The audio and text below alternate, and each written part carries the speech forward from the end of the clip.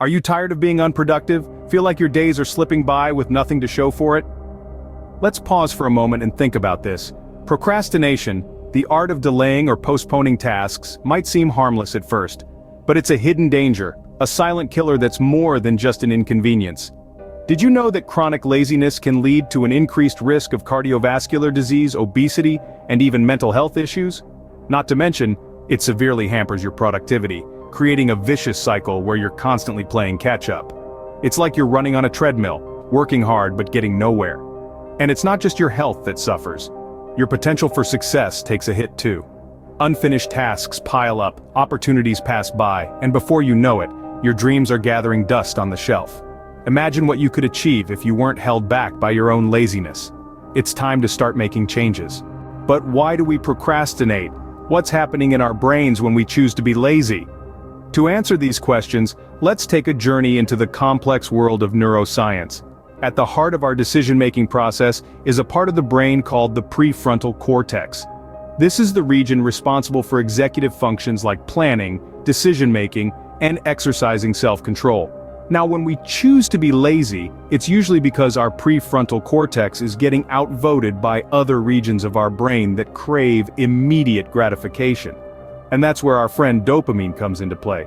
You see, dopamine is a neurotransmitter, a type of chemical messenger in the brain. It plays a vital role in how we feel pleasure. It's part of our brain's reward system, responding to the things we enjoy like food, social interactions, and yes, even our favorite TV shows. When we experience these pleasures, our brain releases dopamine, creating a feeling of satisfaction and reward. Now here's the tricky part. When faced with a choice between, say, finishing a report for work or watching a new episode of a favorite show, our brain performs a quick cost-benefit analysis. The immediate reward of watching the show, coupled with the dopamine release, often trumps the long-term benefit of finishing the report. And so we procrastinate. But there's more.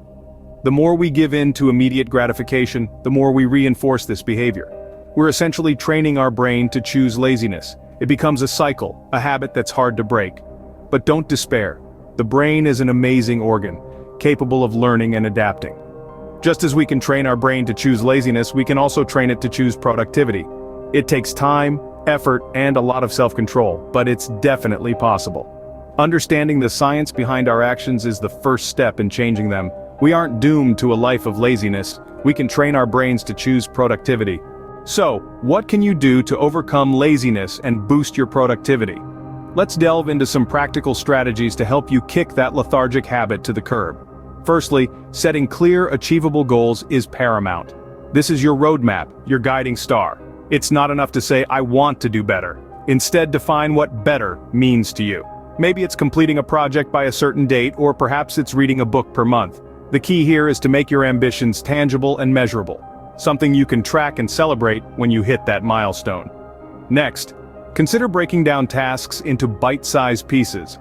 Often we get overwhelmed by the sheer size of the tasks at hand, and this can trigger our innate response to avoid stress, which, you guessed it, leads to procrastination. So instead of looking at the mountain, focus on the small stones you can move one at a time. This approach not only makes tasks more manageable, but also provides frequent moments of accomplishment that can fuel your motivation. Now, have you heard of the Pomodoro technique? This time management method involves working for a set amount of time, say 25 minutes, then taking a short break, around 5 minutes. This cycle repeats, with every fourth break being a bit longer, about 15 to 30 minutes. This technique helps maintain your focus and prevents burnout, making it a formidable tool in your fight against laziness. Lastly, let's not forget the importance of a healthy lifestyle. Regular exercise releases endorphins, those feel-good chemicals that boost your mood and energy levels. Pair this with a balanced diet rich in fruits, vegetables, and whole grains, and you'll find your body and mind primed for productivity. Remember, overcoming laziness isn't about making massive changes all at once. It's about making small, consistent efforts every day. Now get out there and conquer your laziness.